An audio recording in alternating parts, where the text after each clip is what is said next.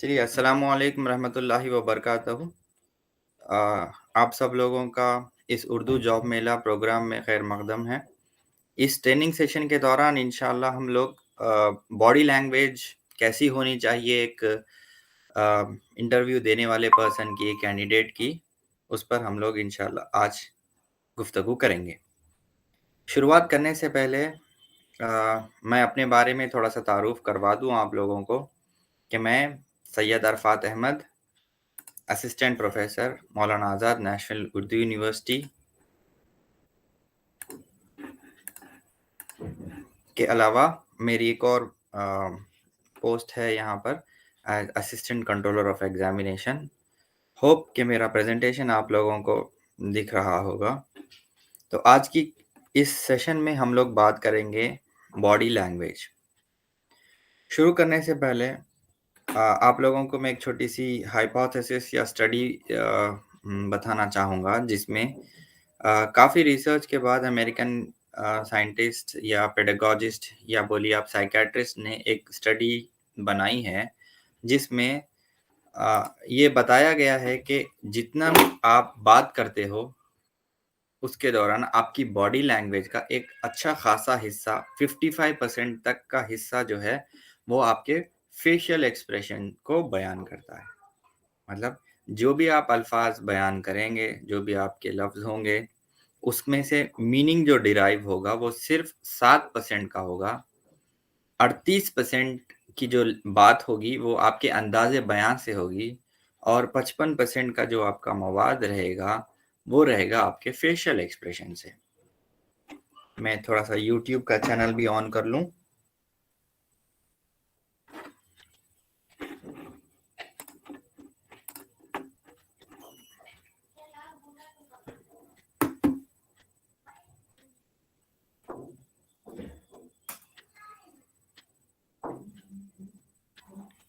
एक मिनट दीजिए।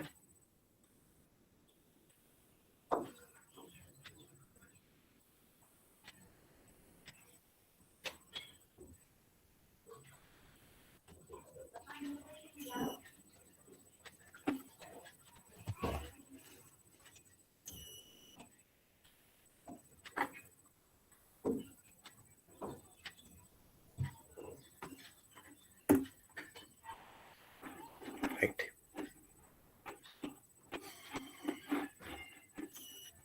चलिए, तो आज का जो हमारा प्रेज़ेंटेशन है, उसमें हम लोग पहले ये देखेंगे कि क्या हम लोग बगैर बात करे एक-दूसरे से कम्युनिकेट कर सकते हैं क्या? बहुत सारे लोगों को लगता होगा कि हाँ, हम बगैर बात करे एक-दूसरे से कम्युनिकेट कर सकते हैं। जैसे बहुत सारी जगह हम जाते हैं जहाँ पर हम लोग गेस्चर्स की मदद से एक-दूसरे से बात करते हैं। जैसे पानी पीने के लिए हम लोग इस तरह से बताते हैं, खाना खाने के लिए हम लोग कुछ इस तरह से बताते हैं। और जैसे आजकल की हमारी सोशल लाइफ़ चल रही है, बहुत सारे लोग सोशल नेटवर्किंग को इस्तेमाल करते हैं। उसमें बहुत सारे आजकल हमारे पास गेस्चर एक्सप्रेशंस बहुत सारे आ गए हैं। जैसे happy faces and disgust faces, anger faces जिसको हम इमोजीज़ के नाम से आजकल बहुत मशहूर है। तो बहरहाल ये है कि जब भी हम एक इंटरव्यूअर को देखते हैं, देखते ही हमको ये अंदाज़ा लग जाता है कि ये हमारी कंपनी के लायक है या नहीं, बगैर बात करे। तो मतलब जब भी आप कोई इंटरव्यू के लिए जाएँगे, पहली चीज़ जो आपको देखनी है, वो आपका फर्स्ट इंप्रेशन है। सारी चीज़ें जो आपको बयान करती हैं, वो आपका फेशियल एक्सप्रेशन, आपका ड्रेसिंग स्टाइल, आपका हेयर स्टाइल और आपके चेहरे पे होने वाला कॉन्फिडेंस। तो फर्स्ट स्लाइड हम लोग बताते हैं कि जभी भी आप कभी कोई इंटरव्यू के लिए जाएँगे, तो पहला आपका अपीयरेंस जो होगा, वो होगा आपका ड्रेसिंग सेंस। दूसरा होगा आपका बॉडी लैंग्वेज और तीसरा होगा जिस तरीके से आप बात करते हैं। और बात करने के दौरान जब हम लोग हमारी गुफ्तगू शुरू करेंगे, हमको ये मालूम होना चाहिए कि क्या सूटेबल टोन होगी। दूसरी चीज़, कहाँ हमको थोड़ी-सी आवाज़ बढ़ानी है, कहाँ हमारी थोड़ी-सी आवाज़ नीची होनी चाहिए और कहाँ हमको रुकना चाहिए। दुनिया के बेस्ट रिसाइटर्स देख लीजिए आप। मतलब किसी की आपको कुरान पढ़ते वक्त खिरत कब पसंद आती है, जब सही जगह रुका जाता है। और जब भी आप कोई पोएट्री देखते हो, शायरी देखते हो, जहाँ रुकना है अगर वहाँ नहीं रुके, हम उसको सेंटेंस के तौर पे बोलते चले गए, तो उस वो मीनिंगलेस हो जाएगा, उसमें उतना मज़ा नहीं आएगा जितना आप अपनी ऑडियंस को देना चाह रहे हैं।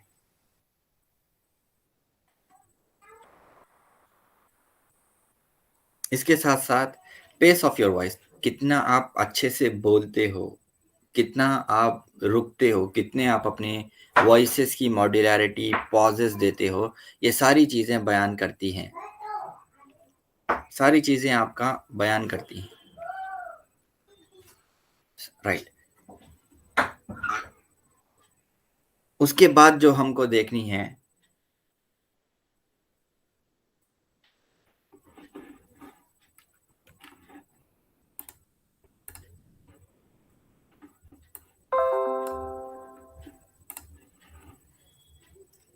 अभी आवाज आ रही है? चैट बॉक्स में लिखिए अगर आ रही है तो।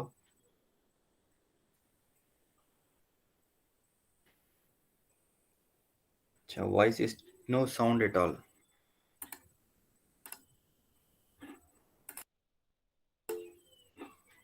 अच्छा, क्या अभी आवाज आ रही है?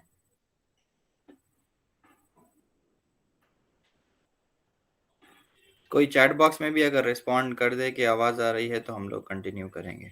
आफरीन कौसर, क्या हमारी आवाज आ रही है? चैट बॉक्स में लिख दीजिए बस। No sound at all. अस्सलाम वालेकुम सर। वालेकुम सलाम। यहाँ जी, पर आवाज आ रही है जी माँ? सर, बिल्कुल आपकी आवाज़ बिल्कुल वाज़ेह तौर पर सुनाई दे रही है सर। ठीक है, तो फिर हम कंटिन्यू करेंगे। जी सर। जी। तो इंटरव्यू के दौरान थोड़ी चीज़ों को हम लोगों को देखना है। पहला आपका फेशियल एक्सप्रेशन हो गया। बहुत सारी जगह हमने ये गौर किया है कि जब आप बात करते हैं, तब आपके फेशियल एक्सप्रेशन में थोड़ी-सी कमी आ जाती है। जैसे कि मैं इंटरव्यू के लिए प्रिपेयर होके गया, मान लीजिए मैं बीएससी का स्टूडेंट हूँ या बीए का स्टूडेंट हूँ। पहले ही जाते ही वो मुझे एक ऐसा सवाल कर देंगे जिससे मेरे चेहरे के एक्सप्रेशन ख़त्म हो जाएँगे। अभी जैसे उन्होंने कह दिया कि आप आए किस तरह से हैं? तो अब यहाँ पर कैंडिडेट परेशान हो जाएगा कि मैं क्या बताऊँ कि मैं कैसे आया हूँ? मतलब वो सवाल को गेस सही नहीं कर पाएगा। अभी जैसे कोई पब्लिक ट्रांसपोर्ट लेके आया है, तो वो बस से आया है। कोई बहुत दूर का इंटरव्यू अटेंड करने गया था, तो शायद वो फ्लाइट लेके गया होगा या आते वक़्त कार में आया होगा या ऑटो से आया होगा। अब मतलब पढ़ के कुछ गए थे और उन्होंने सवाल दूसरा कर दिया।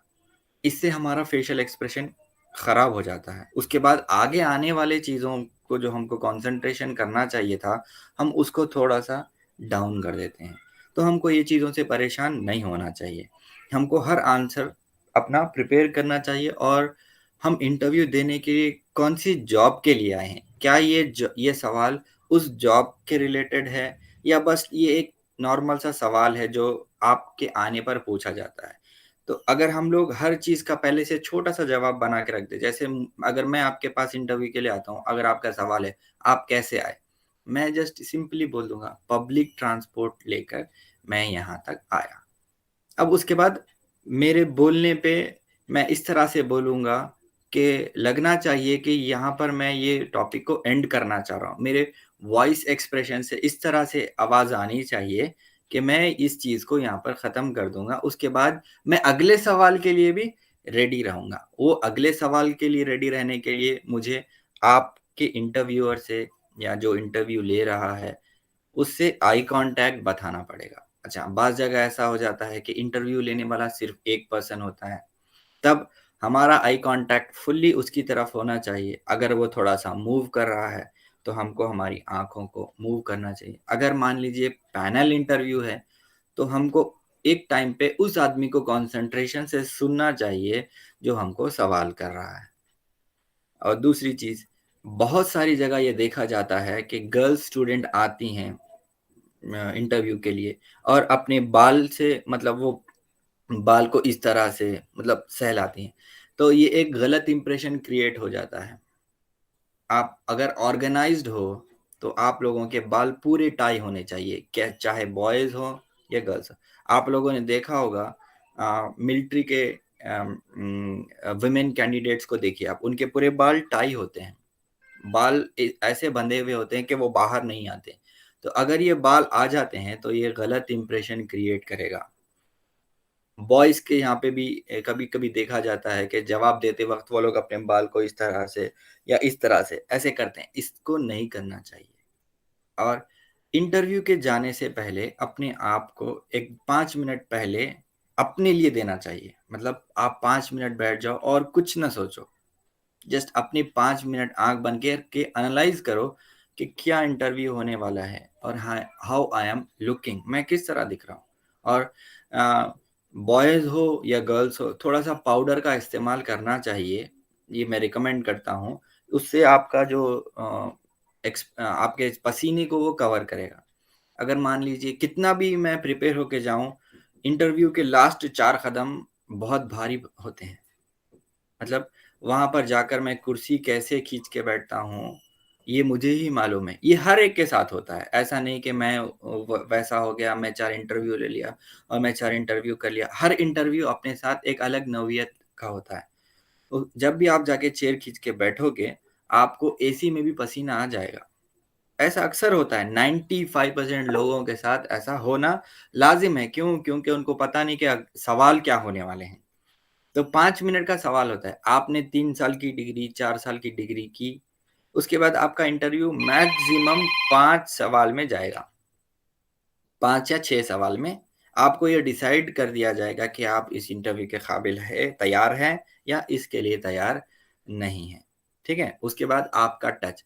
बहुत सारे जगह देखा गया है कि लोग जाते हैं, चेयर ओपन करते हैं, खींचते हैं, बैठ जाते हैं, बैठने के बाद कोई टेबल पे हाथ रख देता है, कोई नीचे हाथ रख देता है, और कोई अपने हाथों से इस तरह से खेलना शुरू कर देता है, या ये नाखून बजाते हैं, या इस तरह से टैप करते हैं, या परेशान होते हैं, या अपने पैर को मूव करते हैं, या पैर से कुछ आवाज निकालते हैं। या बहुत सारे लोगों को इस तरह से ऐसे ऐसे करने की आदत हो जाती है। क्यों? क्योंकि वो इंटरव्यू को फेस नहीं किए हैं। इससे बचने के लिए हमको इंटरव्यू की मिररिंग करनी चाहिए। सबके घर में तो आईना होगा, आप अपना आईना सामने रखिए, रख के अपने आप को प्रैक्टिस करिए। ये चीज़ों को हमको हटाना है।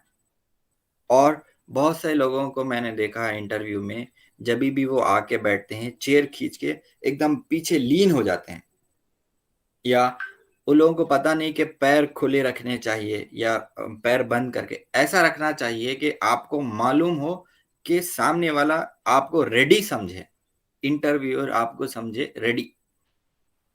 उसके बाद और आपके चेहरे पे ये होनी चाहिए कि आपको सवाल का जवाब आता हो या ना हो, आप लोग रेडी होने चाहिए। मतलब सुनने के लिए रेडी, जवाब देने के लिए रेडी। और आप जब भी अपना जवाब दो, स्टार्टिंग आपकी वॉइस इस तरह होनी चाहिए जैसे कोई चीज शुरू हो गई हो और आप उसमें फुल इंटरेस्टेड हो। और जब भी आप इंटरेस्टेड हो जाते हो कोई चीज में, तो आपको जवाब देने में मजा आता है, सुनने वाले को भी मजा आता है। लेकिन अगर आपकी वॉइस में वो पिच नहीं होगी, आप वॉइस अपनी इस तरह से इस्तेमाल करेंगे कि आपके अंदर एंगर हो सकता है, आपके अंदर सैडनेस हो सकता है। अगर आप वहां पर वो सैडनेस दिखाओगे तो सिलेक्शन का तो सवाल ही नहीं होता है। और हमने ये भी गौर किया है कि बहुत सारे लोग थोड़े से मोटे होते हैं, राइट? तो वो लोग जब भी अपने आप को ड्रेस करके जाते हैं, उनको लगता है कि मैं मोटा हूँ, दिख दिख जाऊंगा, या मैं बहुत ज्यादा थिन हूँ तो शायद मेरा सिलेक्शन नहीं होगा। तो ये चीजों को आप छुपा सकते हो अपनी प्रॉपर ड्रेसिंग से। अगर आप इस तरह के कपड़े पहनोगे कि उसको लगेगा ही नहीं कि आप मतलब हेल्दी नहीं हो या हेल्दी हो। ये चीजों को आप अपने कपड़ों के साथ ये चीजों को हटा सकते हैं। जब ये चीजें आपके अंदर से हट जाएंगी, आप पूरा का पूरा कंसंट्रेशन इंटरव्यूअर पे दोगे, ना कि अपने आप पे। मैं कैसे लग रहा हूँ, मैं कैसे दिख रहा हूँ, कैसे मुझे ये लोग जज करेंगे, इस चीजों से आप बाहर निकल जाओगे। उसके अलावा हमारे पास जो बेसिक एक्सप्रेशंस को बहुत सारे साइंसदान और साइकोलॉजिस्ट डिफाइन करते हैं, ये 6 टाइप के हैं। पहला वाला है सरप्राइज। ये इंटरव्यू में सरप्राइज कभी भी नहीं होना है। उस इंटरव्यूअर को ऐसा लगना चाहिए कि आप हर चीज के लिए तैयार हो। ठीक है। दूसरी चीज, आपको फियर नहीं होना चाहिए। फियर का मतलब आपको इस तरह से कोई सवाल कर दे कि ये सवाल हम ज्यादातर इंटरव्यूज में पूछते हैं कि आपको एक सिचुएशन दे दी जाएगी। सिचुएशन में आपको ये कहा जाएगा कि आपको एक को पिक करना है, मदर या फादर, दोनों में से बेस्ट कौन है। ये सवाल नहीं पूछा जाएगा, ये तो कॉमन सवाल है। आपको ये पूछा जाएगा मदर और फादर दोनों में से खराब कौन है।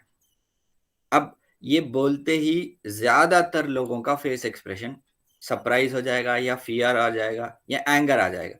इंटरव्यूअर ना तो आपके घर को आएगा देखने के लिए कि आप अपने मदर फादर के साथ कैसे रहते हो, बस ये एक आपकी पर्सनालिटी को जज करने का एक सवाल है। इसका एक ऐसा आंसर होना चाहिए जिससे आपके चेहरे पे हैप्पीनेस बरकरार रहे और सामने वाला हंस दे।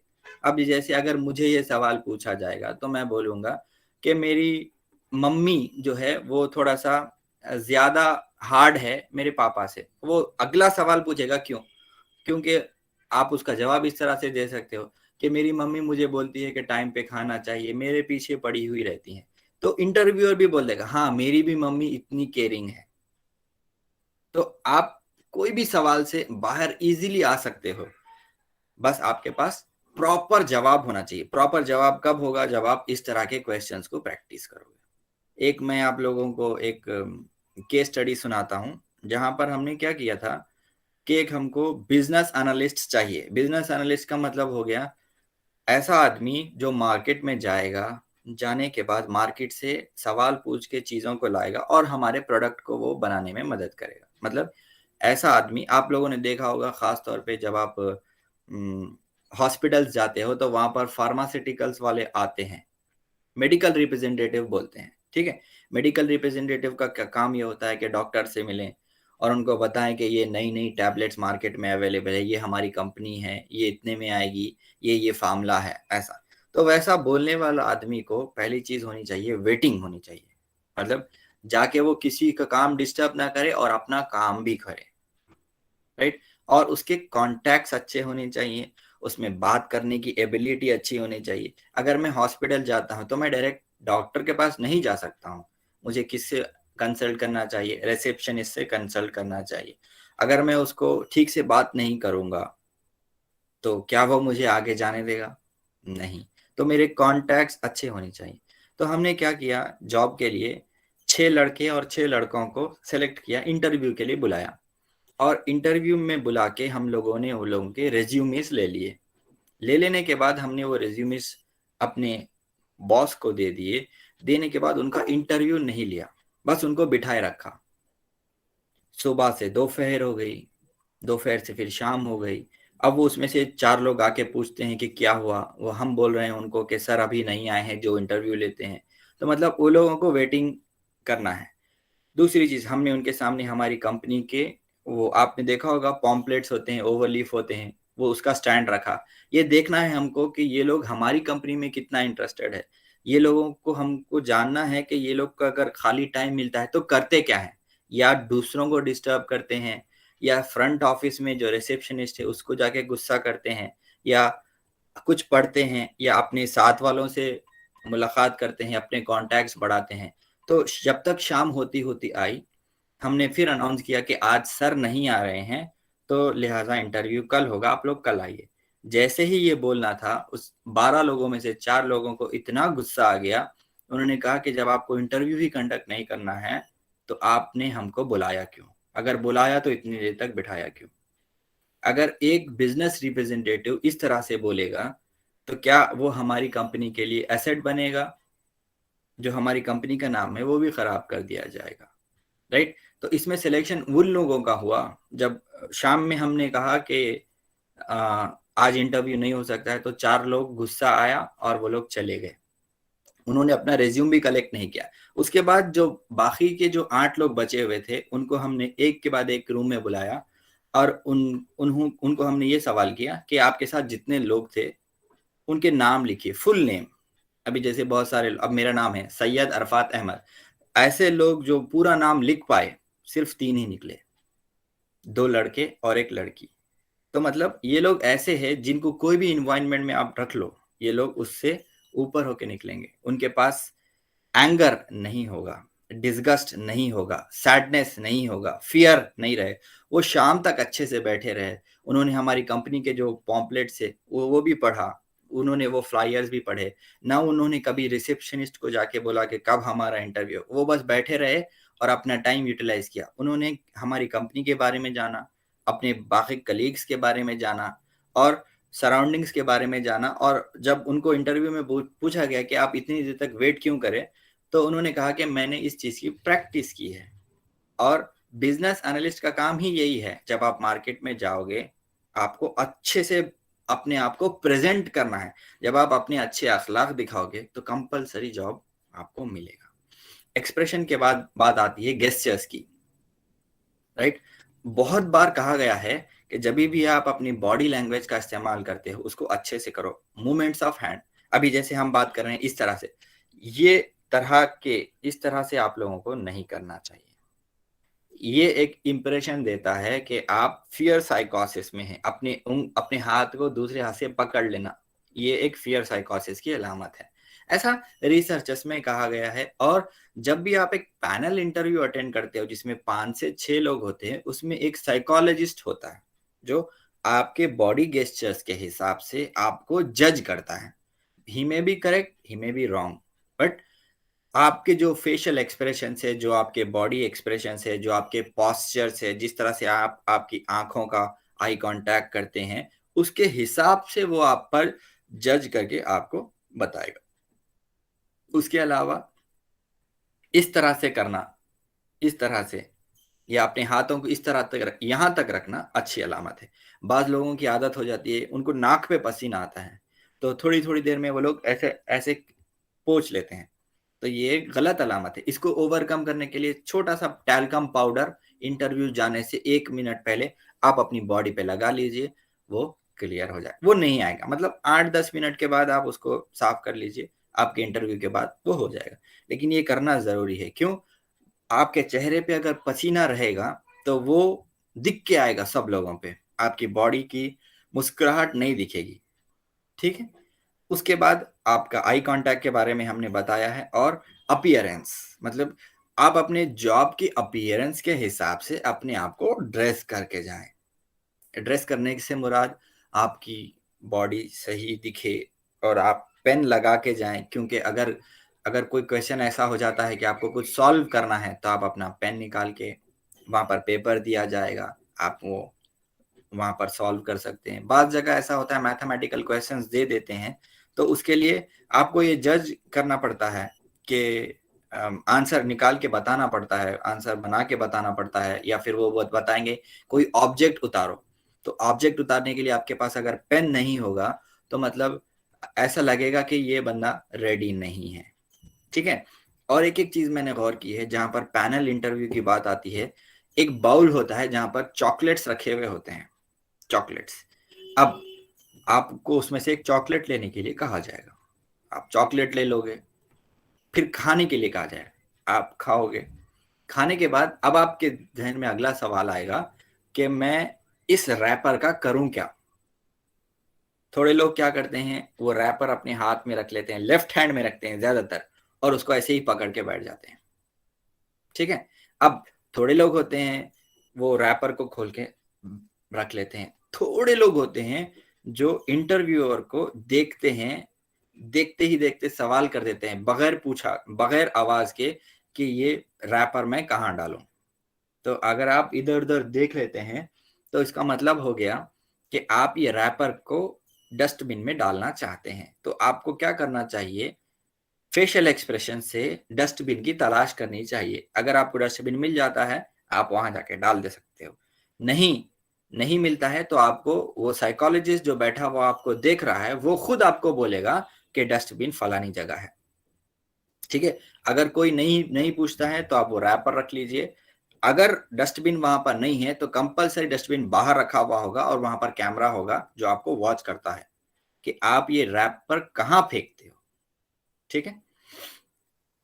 उसके बाद जो चीज से आपको जज किया जाएगा वो आपकी रहेगी क्लोथिंग।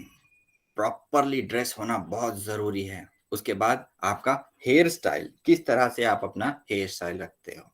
उसके बाद आपका पूरा बॉडी पॉस्चर्स। और ये देखा गया है कि वो लोग कभी भी सिलेक्ट नहीं होते हैं जो इंटरव्यू को चप्पल पहन के जाते हैं, और बाज़ लोग शू पहन के जाते हैं, वो एग्जीक्यूटिव शू नहीं होता है। तो इंटरव्यू में ये हमको ज़रूरी याद रखना है कि एग्जीक्यूटिव शू जो कट वाला आता है, बॉयज़ को मालूम होगा, गर्ल्स भी प्रॉपर अपने आप को शू पहन के जाना ज़रूरी है। उसके बाद बॉडी पे अगर हमारे कोई टैटू वैटू नहीं रहा, बहुत अच्छा है। आप जाने से पहले कोई सिंबल उम्बल करते हो, वो गलत चीज़ें हैं। डांस करते हुए नहीं जाना है, प्रॉपर वॉकिंग कर लेते हुए जाना है। और बाद लोग क्या हो जाते हैं कि डोर खोलने के बाद कुर्सी आपसे 4 कदम की दूरी पे है, उसमें लड़खड़ा जाते हैं। लड़खड़ा जाने का मतलब हो गया कि कॉन्फिडेंस की कमी हो जाती है, उनमें कॉन्फिडेंस नहीं होता है कि कैसे जाए कैसे बैठें। और ज़्यादातर लोगों को ख्याल रखना चाहिए कि जब आपका इंटरव्यू हो जाए, जब आप कुर्सी खींच के हट जाओ, कुर्सी रखते वक्त थैंक यू बोल के हटना ज़रूरी है। क्यों? कुर्सी वापस अपनी जगह पे रखने का मतलब ये हो गया कि आप अपना तो काम करते हैं कंप्लीटली, और आप दूसरों को तकलीफ नहीं देते हैं। एक मैं एग्जांपल बताता हूँ आपको। एक टीचिंग इंटरव्यू के लिए हम लोग गए थे। तब एक टीचर आए, आके उन्होंने पढ़ा दिया। पढ़ा देने के बाद उन्होंने बोर्ड का इस्तेमाल किया, वो बोर्ड रब करके नहीं गए। तो इससे ये मालूम होता है कि आप एक ऐसे टीचर हो, बॉसी नेचर है आपका, मतलब मेरा काम अटेंडर करेगा या कोई और करेगा, क्यों? मैं सुप्रीम हूँ, मुझे बहुत अच्छा पढ़ाने आता है, नहीं। जब आप एक कंपनी में काम करते हो तो ये एक टीम वर्क है, जहाँ पर आपको सबसे मिल के सबके साथ काम करना है। कभी कभी आप कॉन्फिडेंस कम हो जाओगे तो आपका टीममेट आपको उठा लेगा, कभी कभी वो नीचे हो जाएगा तो आप उसको उठा लोगे। तो जब तक आप एक अच्छे टीम प्लेयर नहीं हो तो आप कोई भी काम नहीं कर सकते हो। और उसके अलावा बहुत सारे लोग जब अपना सर्टिफिकेट्स लेके जाते हैं या रिज्यूमे लेके जाते हैं, वो रिज्यूम पढ़ते नहीं हैं, करिकुलम बेटा पढ़ते नहीं, किसी दोस्त ने दे दिया, हमने उसका नाम चेंज कर लिया और चले गए। और बहुत सारी जगह ऐसा होता है। और बहुत सारे लोग ओवर इंथुजियास्टिक होके लिख देते हैं, मुझे ऑफिस 2007 आता है, ऑफिस 2019 आता है।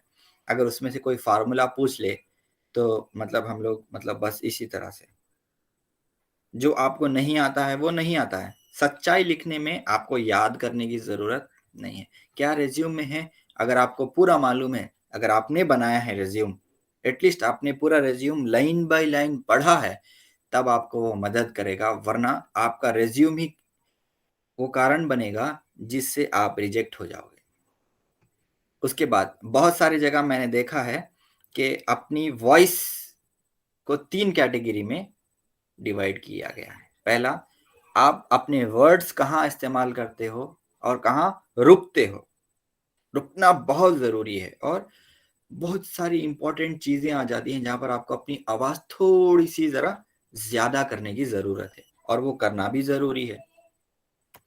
और जब आप बात करते हो तो आपको ऐसा टाइम आएगा जहाँ पर आपको हँसना पड़ेगा, ठीक है? तो वहाँ पर आप थोड़ा-सा स्माइल कर दीजिए। और शाइनेस ये तो बिल्कुल नहीं होनी चाहिए। बिल्कुल नहीं होनी चाहिए मतलब अगर किसी ने आपको ऑफ़र कर दिया, मतलब मिठाई का डब्बा रखा हुआ है और वो थोड़ा-सा दूर पे है, ठीक है? तो आपको पूछेंगे कि मिठाई खाइए।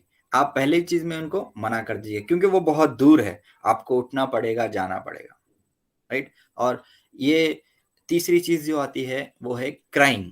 क्राइंग का मतलब ये ज़्यादातर वहाँ होता है जहाँ पर आपको ये पूरा इंटरव्यू हो गया, उसके बाद आपको पूछा जाएगा कि पुरानी कंपनी आप क्यों छोड़ना चाह रहे हो?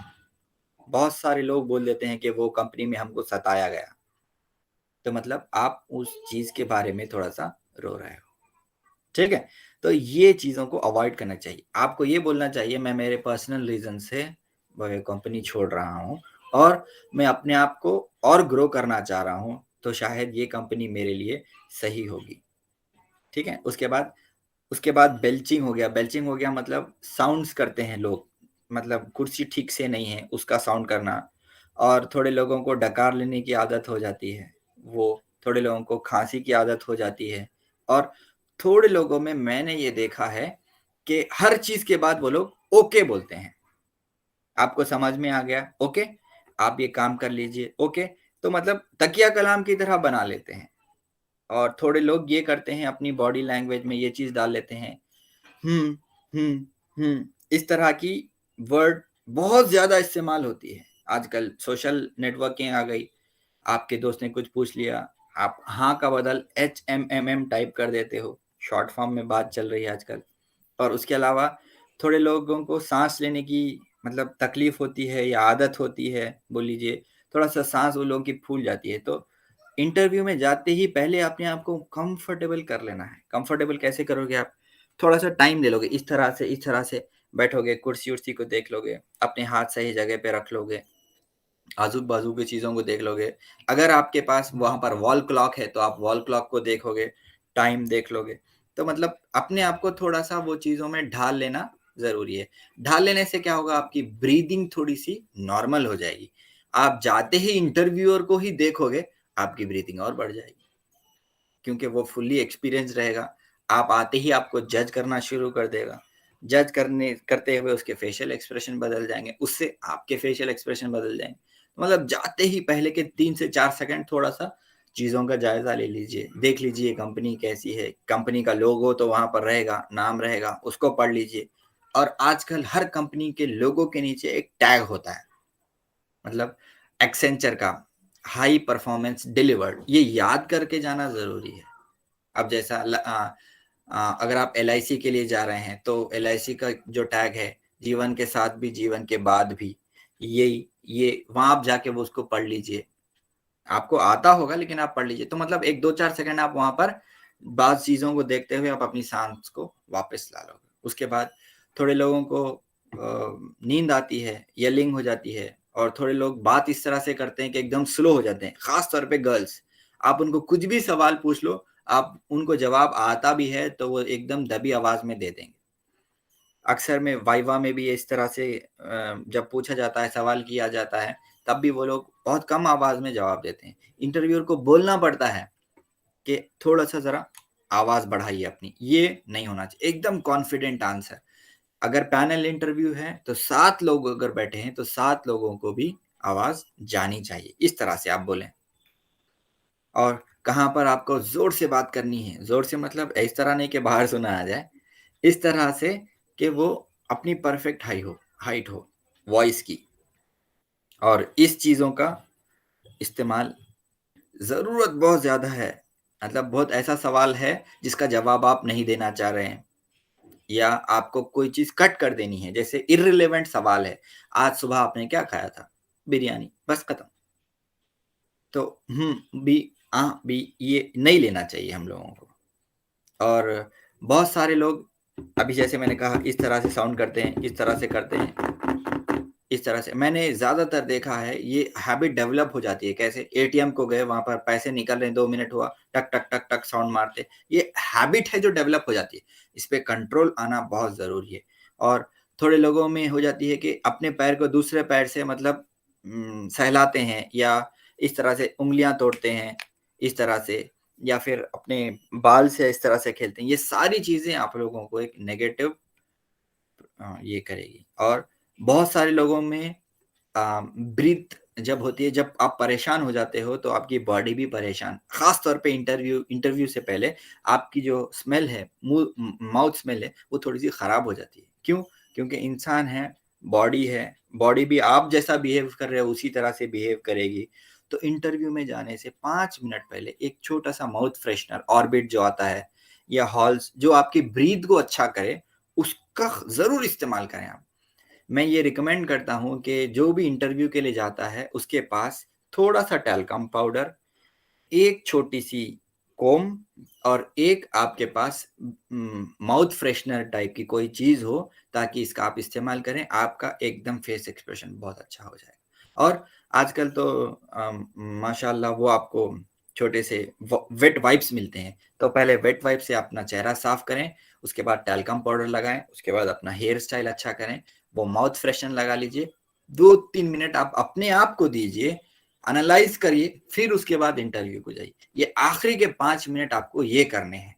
आप कोई भी इंटरव्यू अटेंड कर लो, ये चीजें आपको अपने साथ रखनी है। उसके बाद हाँ, जैसे हमने देखा है आपका पोस्चर। और एक बात, आप इंटरव्यू के लिए गए, आपने चेयर हटाई और exactly middle of the chair थोड़े लोग बैठते हैं। मिडिल ऑफ द चेयर में बैठने से और चेयर के जो हाथ है उसके ऊपर अपने हाथ रखने से ये मालूम होता है कि आप सवाल सुनने के लिए रेडी हो। अगर आप एकदम पीछे जाके इस तरह से बैठ गए और अपनी गर्दन को इस तरह से टेढ़ी करते हुए लोगों को देखेंगे जैसे मूवीज में बताता है, वो काम नहीं करेगा। उससे एक रॉन्ग इंप्रेशन सब पे जाएगा कि आप ठीक से मतलब आपके अंदर एक पॉजिटिव एटीट्यूड नहीं है, आप एक बॉसी एटीट्यूड है आपके अंदर। उसके अलावा अपना चेहरा कुछ इस तरह से रखने की कोशिश करें हमेशा। आप अपना अंदर क्या भी चल रहा हो, लेकिन जब आपका इंटरव्यू चल रहा है आपके फेस एक्सप्रेशन में बहुत सारी स्माइल होनी चाहिए। स्माइल भी इस तरह से होनी चाहिए, जब वो सवाल करता है फिर हम सीरियस मोड में आ जाएं। जब वो सवाल नहीं कर रहा है, नॉर्मल है, तो आपका चेहरा ऐसा होना चाहिए कि ready, smiling face with ready mode. उसके बाद बहुत सारी चीजें ऐसे हैं आजकल देखते हैं आप लोग कि अगर इंटरव्यू हो रहा है, ऑनलाइन हो रहा है, तो अगर कोई आपको पूछ रहा है कि क्या मेरी आवाज आ रही है, बस इतना बताना है हमको। राइट, आपने बहुत जगह देखा होगा कि कोई जीत के आता है तो अपना फिंगर बताता है इस तरह से, विक्ट्री। और बहुत सारी चीजें जो आपको देखी होगी, सुइसाइड अगर करना है तो इस तरह से बताते हैं, इस तरह से। तो आजकल ये एम्बुलेंस का बहुत ज्यादा मीनिंग है। तो आप इन चीजों को अपने इंटरव्यू में यूज कर सकते हो। जैसे आप जाते ही बैठ गए, बैठते ही वो पूछेगा क्या आप कंफर्टेबल है, तो आप बता सकते हो यस सर, इस तरह से। और इसके अलावा हाँ, जो हमको नहीं करनी है वो है ये नोज रिंकल, बहुत डिस्कस्ट लगता है। और इस तरह से आपकी जो आवाज आ रही है उसमें ये जॉ पॉइंट नहीं होने चाहिए। और बहुत सारे अपने शोल्डर जो है वो इस तरह से मतलब एकदम झुके हुए हैं, मतलब उससे लग रहा है कि आप कॉन्फिडेंट नहीं हो। और बहुत सारे लोग अपने हाथ उठाते ही नहीं है, नीचे ही हाथ है, हर सवाल का जवाब दिए जा रहा है।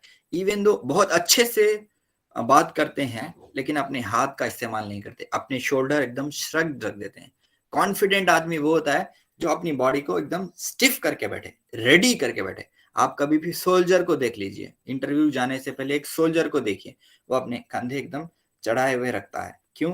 क्योंकि वो रेडी बताता है अपने आप को। उसके बाद अपने हाथों का मूवमेंट बहुत जरूरी है। जो हाथों का मूवमेंट नहीं करते हैं इसका मतलब वो है कि उन लोगों को अपनी कोई चीज एक्सप्लेन करना ही नहीं आता। क्यों? क्योंकि हमने पहली स्लाइड में देखा था 57% आपकी बॉडी बोलेगी, 5% या 7% आपके लफ्ज बोलेंगे। और कहाँ रुकना है, कहाँ चलना है, कहाँ जोर से बोलना है, कहाँ दबी आवाज में बोलना है, ये आपका 40% का हिस्सा है। ठीक है? तो अच्छा, जब आपकी आवाज इस तरह से निकलती है, मतलब रेगुलेटरी आवाज निकलती है, तो इसका मतलब आप उसको ये बोल रहे हैं कि इस जिमन में और सवाल किए जाएं। ठीक है? अगर आप कोई वर्ड, वो बड़ा सवाल पूछता है और आप छोटा सा आंसर देते हैं, जैसे आप किस तरह इंटरव्यू के लिए आए, मैंने कह दिया पब्लिक ट्रांसपोर्ट की मदद से मैं इंटरव्यू के लिए आया। इसका मतलब हो गया कि मैं इसको और आगे बढ़ाना नहीं चाह रहा हूं। ये आप पे है कि वो क्या क्वेश्चन करेगा। अगर आप बहुत ज्यादा इंटरेस्ट बताते हो, अभी जैसे आप डिटेल में बता दिए हैं कि मैं पहले घर से निकला, फिर उसके बाद बस लिया, वो वहीं रोक देगा, उसके बाद पूछेगा टिकट का नंबर क्या था। क्यों? आप उसको हर चीज बता रहे हो जो कि जरूरी नहीं है। आप इंटरव्यू के लिए आए हो, किस पोस्ट का इंटरव्यू है, अगर उस तरह का कोई क्वेश्चन है तो वहां आप इलाबोरेट कर सकते हो। तो आपके ऊपर है ये कि वो किस टॉपिक में बात करेगा। इंटरव्यूअर कुछ लिस्ट ऑफ क्वेश्चंस नहीं रखता है, उसके पास कोई फहरिस्त नहीं है कि ये पूछना चाहिए, ये पूछना चाहिए या ये पूछना चाहिए। आप जिस चीज में इंटरेस्ट बताते हो उसी चीज में वो आपको पूछेगा। राइट? उसके बाद बात जगह ऐसा होता है कि आपको आंसर देने की जरूरत नहीं है, बस आप अपना सर हिला दो, जैसे पानी पियोगे क्या, नो सर, बस खत्म, वहीं पर खत्म हो गया सवाल। अगर आपको पानी चाहिए, यस सर बोलो, ले लो, पानी पी लो। लेकिन हमारा आई कांटेक्ट जो है वो हटना नहीं चाहिए। और इंटरव्यू कब खत्म होता है मालूम? जब आपका आई कांटेक्ट आदमी से या आदमी से हट के कोई और चीज पे जाता है। जैसे अब हमको सवाल नहीं है या हम इंटरेस्टेड नहीं है, तो हम वो आदमी को नहीं देखेंगे, उसको नीचे देखेंगे या उसको छोड़ के सारी चीजें देखेंगे। इसका मतलब हो गया कि आप इंटरेस्टेड नहीं है आगे इंटरव्यू में बात करने के लिए, वहां पर इंटरव्यू खत्म हो जाता है। बाज लोगों के लिए इंटरव्यू 20 मिनट का भी चल जाता है, बाद लोगों के लिए सिर्फ 2 मिनट होता है। वो रीजन है उनका आई कांटेक्ट। अगर आपका आई कांटेक्ट ठीक से है, आप ठीक से देख के बात कर रहे हो, जो सवाल पूछ रहे हो उनको उनको देख के बात कर रहे हो, आपका इंटरव्यू और आगे जाता रहेगा।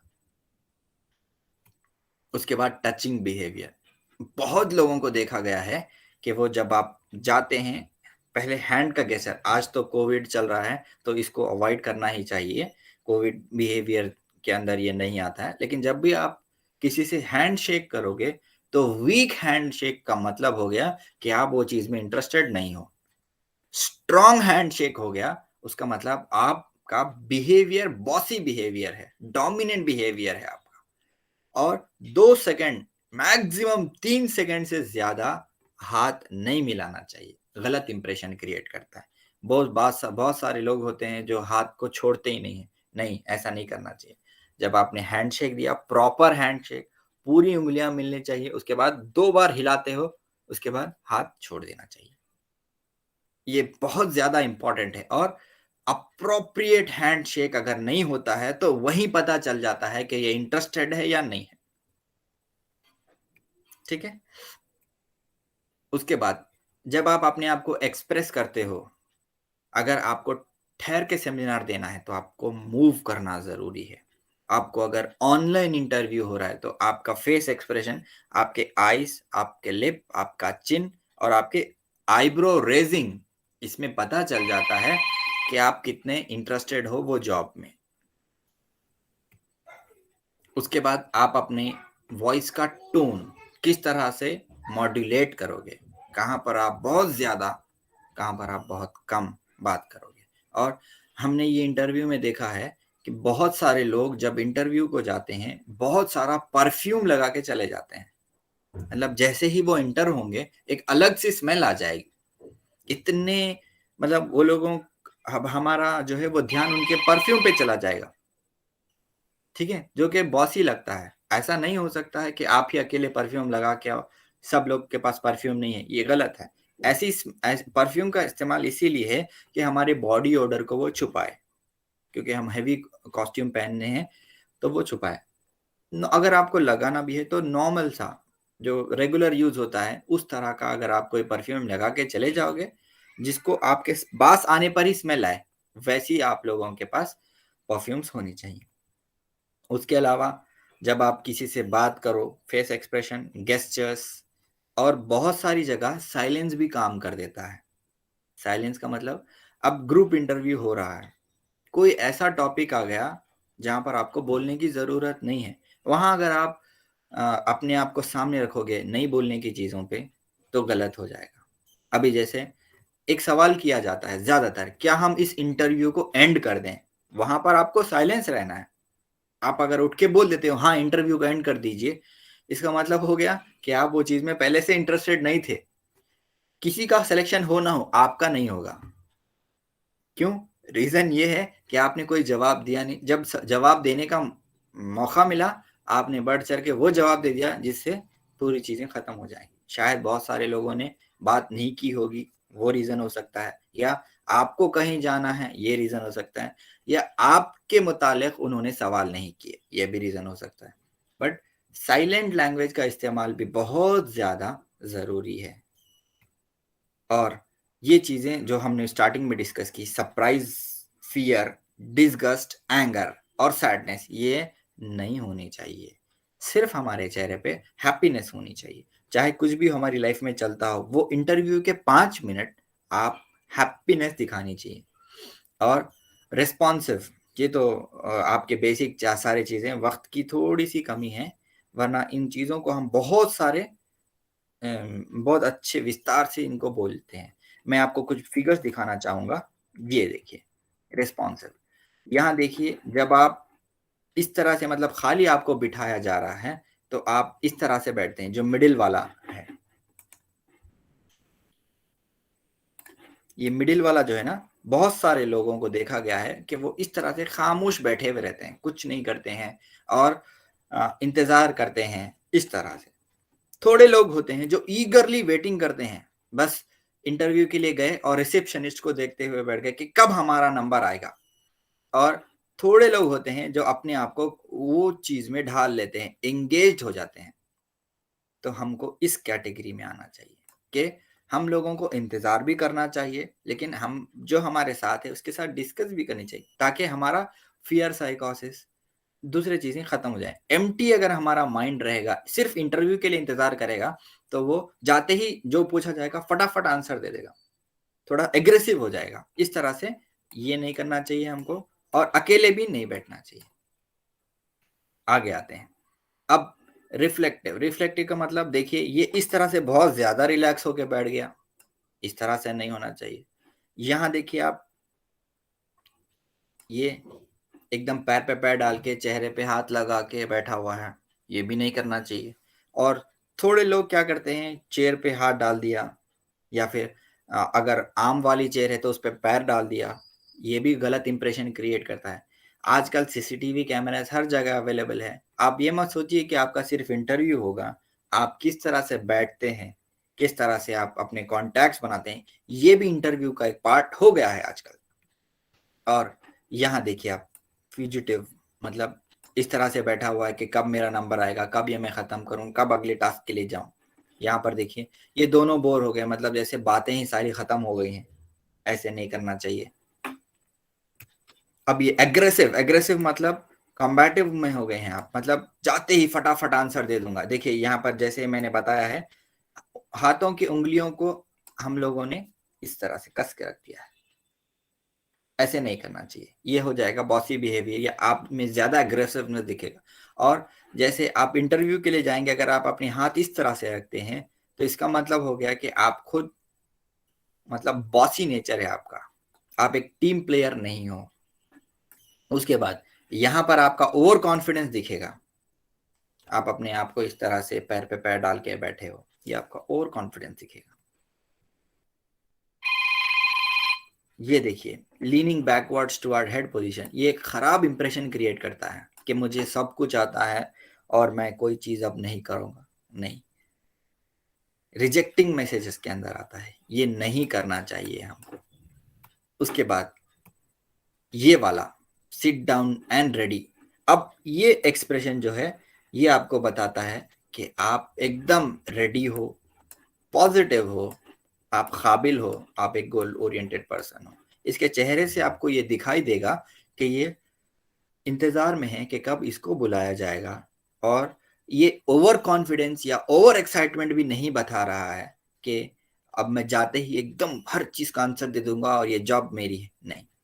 और ये एकदम पीछे भी हट के नहीं बैठा है, दीवार पे टेका लेके या कुर्सी पे टेका लेके भी नहीं बैठा है, क्यों कि मुझे हर चीज आती है, नहीं। थोड़ा सा चेहरे पे इस तरह से है कि मैं जाऊंगा और अपना बेस्ट देने की कोशिश करूंगा। क्या देखिए, जब आप कोई चीज ऑनेस्टली बताते हो तो आपके हाथ इस तरह से होने चाहिए। मैं सैयद अरफात अहमद, इस तरह से, तो मतलब एक अपनापन से जोड़ता है। और बहुत सारी चीजें जो होती है जो आप दिल से बोलते हो, तो अपना राइट हैंड अपने अपने हार्ट के पास जाना चाहिए। अब जैसे आपने देखा होगा कि मैं शपथ लेता हूं, तो इस तरह से लोग हाथ रखते हैं, क्यों?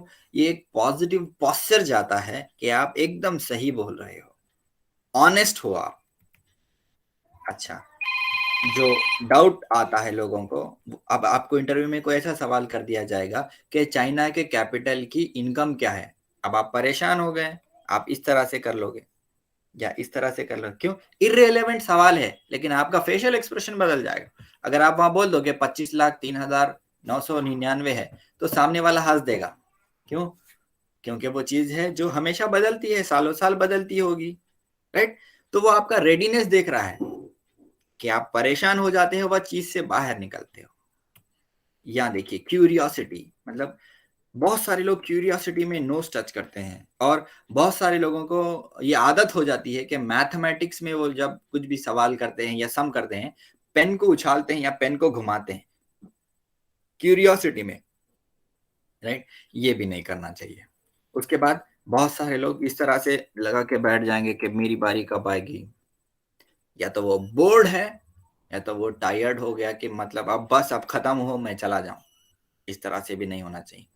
आपको इस तरह से रहना चाहिए, एकदम कॉन्फिडेंट, प्राउड, ईगोइस्टिक होना चाहिए नहीं, सिर्फ हमको होना चाहिए कॉन्फिडेंट होना चाहिए।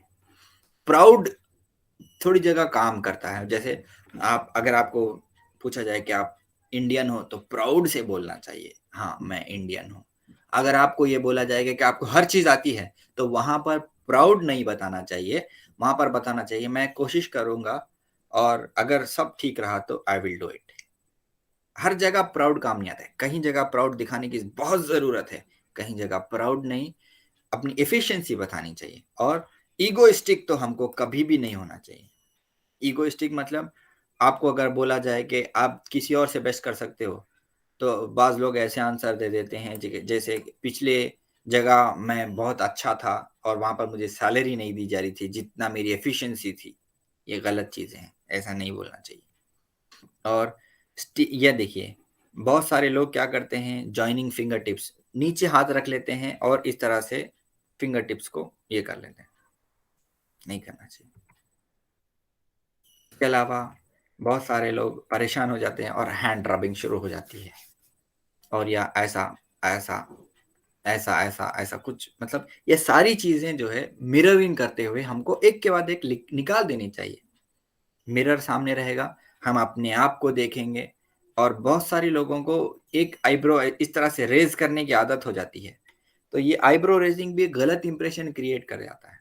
बहुत सारे लोग देखते हैं आजकल इंडिया में मूवी एक्टर्स और क्रिकेटर्स को देखा जाता है, ज्यादातर वो जैसे करते हैं उस तरह से करने की कोशिश की जाती है। सोशल मीडिया का इन्फ्लुएंस होता है हम पे, ये बहुत सारी चीजें हो जाती हैं। तो उसमें क्या है, हमारे जो पर्सनालिटी है वो थोड़ी सी छुप जाती है, हमको उसकी जरूरत नहीं है। हमको हम क्या है वो दिखाना है बस। उसके बाद थोड़े लोग जाते ही जज करने शुरू हो जाते हैं, जैसे इंटरव्यू में मैं बैठा, राइट? अब मान लो जो मेरे साथ इंटरव्यू में आया है उसका कोई दोस्त पहले से यहाँ काम करता है, वो आके जस्ट इससे हाथ मिलाएगा और ऑल द बेस्ट बोलेगा। अब वहां से हम जजिंग शुरू कर देते हैं, अरे ये इंटरव्यू में तो इसी का सिलेक्शन होगा क्योंकि ये पहले से किसी को जानता है। आपका इंटरव्यू वहीं खत्म हो गया, आप अपना बेस्ट नहीं दे पाएंगे। ये एक जस्ट इत्तेफाक हो सकता है कि कोई वहां पर गया और उसका पहचान था कोई निकल गया, आप वो इस तरह से लें। उसके बाद जिसके ग्लासेस हैं, वो अपने ग्लासेस को अगर थोड़ा सा नीचे रख के चले जाते हैं इंटरव्यू में, तो वहां पर आपका बॉसी नेचर दिखेगा। मतलब आप खुद जज करने आए हैं, इस तरह से लोग आपको जज करना शुरू कर देंगे। तो ग्लासेस जिसके है वो प्रॉपर लगा के जाएं, और ज्यादा मतलब कूल रहने के चक्कर में बहुत ही फंकी टाइप के ग्लासेस अगर लगा के जाएंगे तो गलत इंप्रेशन होगा ही होगा। पर जब भी आप अपनी बात करें, अपने हैंड्स को ओपन रखें। इस तरह से ओपन अगर हैंड होगा तो सिंसियरिटी दिखाई देगी। बहुत सारे लोग इस तरह से बात करने वालों को सिंसियर समझते हैं। उसके बाद जैसे हमने पहले देखा, एक लेग अप नहीं होना चाहिए, कुर्सी के पीछे इस तरह से हाथ नहीं होना चाहिए। और बहुत सारे लोग इस तरह से, थोड़े लोगों के लिए ये कंफर्ट है, कंफर्ट, थोड़े लोगों के लिए ये डिफेंसिव है, मतलब वो अपने आप को रोक रहे हैं। ये सिचुएशन पे रहेगा। मतलब आप कहीं पर ठहरे हुए हैं तो आपको इस तरह से करने की जरूरत है। अगर आप बैठे हुए हैं तो आर्म ग्रिपिंग की आपको बिल्कुल जरूरत नहीं है। आप अपने आपको कंफर्ट रखिए, रेडी रखिए, राइट? ज्यादातर क्लोज्ड आर्म्स लड़कियों में देखे जाते हैं, इस तरह से वो ठहर जाएंगी और इस तरह से क्लोज आर्म करेंगी। अब ये डिपेंड करता है कि आप बैठे हुए हैं या आप ठहरे हुए हैं। अगर आप ठहरे हुए हैं तो इस तरह से करने की कोई जरूरत नहीं है। ठहरने के बाद जब आपका इंटरव्यू होगा, वो आपको बोर्ड दिया जाएगा तो आप चॉक पीस और डस्टर का इस्तेमाल कर सकते हैं। या कोई टेक्निकल इंटरव्यू होगा जहां पर आपको कुछ करके बताना है, तो आप अपनी चीजों में लग जाएं। और जब आप ठहरे वहां पर, तो वहां पर की जो मतलब जो औजार हैं जैसे चॉक पीस डस्टर, वो आपके हाथ में रहना ज्यादा प्रेफरेबल है। इस तरह से क्लोज्ड आर्म ज्यादातर प्रेफरेबल नहीं है। इसका मतलब ये हो गया कि मैं वही करूंगा जो आप मुझे देंगे, आप कोई चीज आगे बढ़कर करना नहीं चाह रहे हैं। ये देखिए, अगर आपको मतलब डिफेंसिव, अगर आप मतलब कहीं आपसे कुछ हो जाता है एल्डर्स के साथ, तो आप अपने आप को मतलब जनरसली अवॉइड कर देना चाहिए इस तरह के टैक्टिक्स को। हाँ, ये बात आती है फर्स्ट इंप्रेशन जिंदगी में। ये कहा जाता है कि बहुत सारे लोगों का ये भी मानना है, किसी को जानने के लिए एक मुलाकात काफी है, कभी एक उम्र कम है। मतलब पहले इंप्रेशन आप किसी के लिए कुछ बना लेते हो तो वो आपके दिमाग में आ जाता है। बहुत सारी जगह आपने देखा होगा, कभी कभी आप कहीं जाते हो, जैसे मस्जिद में आप चले गए, आपको एकदम मस्जिद बहुत अच्छी लगती है, आपको नमाज पढ़ने में भी इंटरेस्ट आ जाता है, आप फुल्ली डेडिकेटेड होके वजू करेंगे, फिर उसके बाद नमाज पढ़ेंगे। ये हर जगह नहीं होता। बहुत सारी मस्जिदें आप लोगों ने आप विजिट किए होंगे, बहुत सारे अपने दोस्त के घरों में गए होंगे, जाके कोई चीज आप करते हैं वहां पर आपको एकदम मजा आ जाता है। हर जगह ऐसा नहीं होता, हर जगह आप कंफर्टेबल नहीं होते, हर जगह आप, बाज जगह आपका पॉजिटिव इम्पैक्ट आ जाता है, बाज जगह आपका नेगेटिव इम्पैक्ट आ जाता है। और फर्स्ट इंप्रेशन में सबसे मेन चीज होती है वो आपका ड्रेस स्टाइल और आपका हेयर स्टाइल या ग्रूमिंग स्टाइल। ये दो ही चीजें हैं जो आपके फर्स्ट इंप्रेशन में इम्पैक्ट क्रिएट करते हैं। उसके बाद आपकी आवाज। हम आजकल जितने भी लोगों को देखते हैं, ज्यादातर वो बॉलीवुड एक्टर हैं या फिर आप क्रिकेटर्स हैं। इंडिया में, इंडिया की जब हम बात करें, ये लोगों का ड्रेसिंग सेंस पूरी, आप बोलिए पूरी इंडिया का ड्रेसिंग सेंस यही डिसाइड करता है।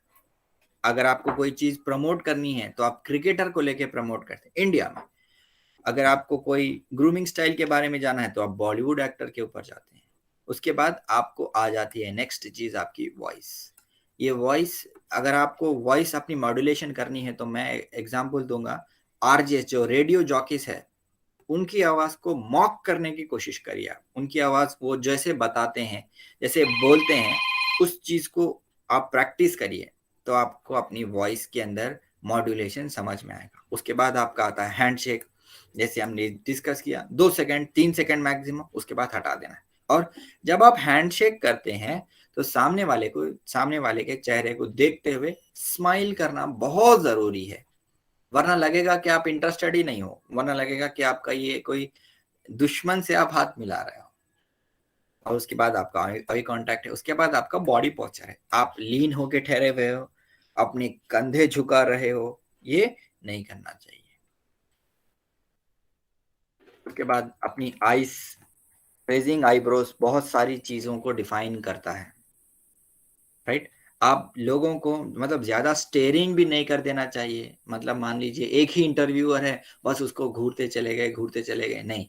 कभी कभी वो अपनी चीजों को बताता है, मतलब वो भी अपना हैंड का इस्तेमाल करता है, तो कभी फेस से उसके हैंड देख लिया, हैंड के बाद फिर फेस देख लिया। इस तरह से आपको करना है। जब आपको इंटरव्यू एंड करना है तो आप क्वेश्चंस का आंसर एक एक सेंटेंस में या एक एक लाइन में या एक एक वर्ड में जब देना शुरू कर दोगे, इंटरव्यू एंड हो जाएगी। उसके बाद अपना फेस, फेस पे दिखाना ही नहीं है, हमेशा हैप्पीनेस दिखाना है। उसके बाद अपने हैंड्स टाइटली इस तरह से नहीं करनी है, डिसएग्री करनी है, और पॉइंट करते हुए तुम खराब हो, तुम इस तरह से हो, मैं ये हूं, ये नहीं, ना उसको पॉइंट करेंगे ना अपन पॉइंट। खास तौर पे उंगली से तो नहीं करना चाहिए। अगर करना ही है तो लॉयल्टी के साथ हाथ इस तरह से चेस्ट पे रखने चाहिए, ये यहां रखना चाहिए। उसके बाद डिफेंसिवनेस, मतलब रिजिड बॉडी हो गया, टाइट आर्म्स, इस तरह से एक एक ही चीजों को घूरते हुए जा रहे हैं। या बहुत सारे लोगों को हो जाता है कि इंटरव्यू में जाते ही अपने लिप्स जो है वो ड्राई हो जाते हैं, पानी की प्यास लगती है, एकदम दिख के आ जाता है, तो वो नहीं होना चाहिए। और बहुत सारे लोगों को मैंने देखा है कि उनको कहा जाता है कि इंटरव्यू के दौरान पानी का ग्लास लीजिए, जब वो लेता है तो उसके हाथ में बहुत पसीना हो जाता है, परेशान होके। ठीक है, वो इसलिए होता है कि वो अपने हाथ बंद करके बैठ जाते हैं, राइट। अपने आप को स्ट्रेंथनिंग करने के लिए बोल दीजिए, या डर, फियर, एंगर की मदद से बोल लीजिए, अपने आप को इस तरह से मुट्ठी बंद कर लेते हैं। जैसे आप मुट्ठी बंद करना शुरू करोगे, अंदर पसीना आएगा, तो इसको अवॉइड करना चाहिए। एटलीस्ट अगर आप ये नहीं कर सकते हो, पसीना आ गया है, आपको मालूम है, तो जस्ट अपने थाइस के ऊपर थोड़ा सा इसको रब करते हुए लेंगे, तो सामने वाले को जज करने में मुश्किल हो जाएगा कि आप परेशान हो या नहीं हो। उसके बाद, हाँ, आप जब इंटरव्यू में बैठते हो तो ये चीजें आपको बहुत ज्यादा सताती हैं, अपने आप को, शायद मैं रिजेक्ट हो जाऊंगा, या मैं जो जवाब दे रहा हूं वो सही है या नहीं है, राइट। और जो मैं उन लोगों को बोल पा रहा हूं, क्या मैं वो करेक्ट बोल रहा हूं। आप खुद अपने आप को सस्पिशन में, ये नहीं जरूरी नहीं है, बहुत से बहुत क्या होगा, इंटरव्यू में सेलेक्ट नहीं होगे, उसके अलावा और कुछ हो सकता है क्या? नहीं। बस हमको एक लेसन मिलेगा कि अगली इंटरव्यू में ये चीजें नहीं करनी है, बस ये चीजें याद रखिए। रबिंग ऑफ नोज नहीं, इस तरह से हाथ नहीं, बाल हिलाना नहीं, पसीना पोंछना नहीं, ये चीजें हमको याद रखनी है। इंटरव्यू से ज्यादा ये चीजें इतनी इंपॉर्टेंट इसलिए है कि आपका कॉन्फिडेंस बढ़ाएंगी ये चीजें।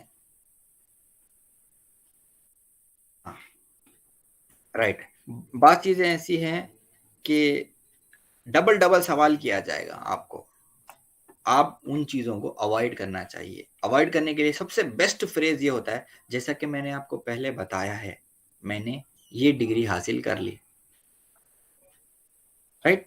और वहां हम लोग रुक जाएं, जैसे कि मैंने पहले बताया है, तो इसका मतलब आप पॉइंट कर दे रहे हो कि ये सवाल हो गया, दूसरा सवाल आप पूछें नहीं। अगर आप फिर वही सवाल का जवाब फिर लंबे से दोगे, तो अगला सवाल के लिए आपको टाइम नहीं मिलेगा। क्यों?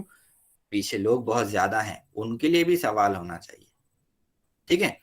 बाद जगह आप लोगों को अननेसेसरी सवाल कर देते हैं। अननेसेसरी सवाल का मतलब ये नहीं है कि आपके अंदर वो जवाब है या नहीं, आप कितना वो चीजों के लिए रेडी है, वो पूछा जाएगा। मतलब मान लीजिए आपको इस तरह से सवाल हो जाता है कि एक एक गाड़ी जा रही है जिसके आप ड्राइवर हो, ओके, और जो पीछे जो बैठा है उसको एयरपोर्ट छोड़ना जरूरी है, 10 मिनट का टाइम है आपके पास, लेकिन रास्ता जो है वो 20 मिनट का है। अब आप बताइए क्या करोगे आप? अब आप बोलेंगे कि नहीं मैं फास्ट चलाऊंगा। फास्ट चलाऊंगा मतलब आप अपनी तो जिंदगी रिस्क में डाल ही रहे हो, दूसरे की भी डालोगे। तो आप बोलेंगे कि मैं स्लो चलाऊंगा। स्लो चलाते ही सामने वाला सवाल करेगा आपको कि स्लो चलाएंगे तो नहीं पहुंच पाएंगे।